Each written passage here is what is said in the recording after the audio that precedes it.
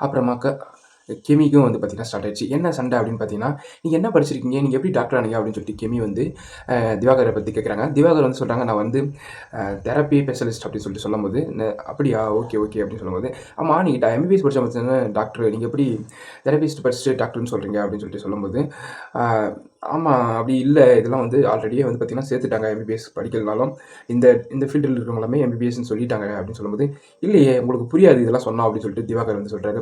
அதுக்கு கெமி வந்து சொல்றாங்க, "நீங்க புரியாதெல்லாம் சொல்லாதீங்க.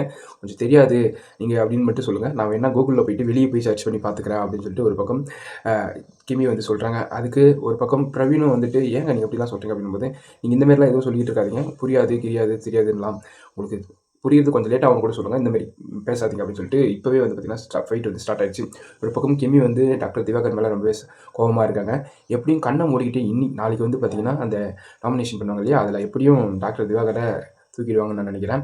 பார்ப்போம் டாக்டர் திவாகர் எப்படி தப்பிக்க போறாரு? இந்த பிக் பாஸ் சீசன் 9 உடைய யாரெல்லாம் உள்ள கன்டின்யூவா இருக்க போறாங்க அப்படின்னு சொல்லிட்டு.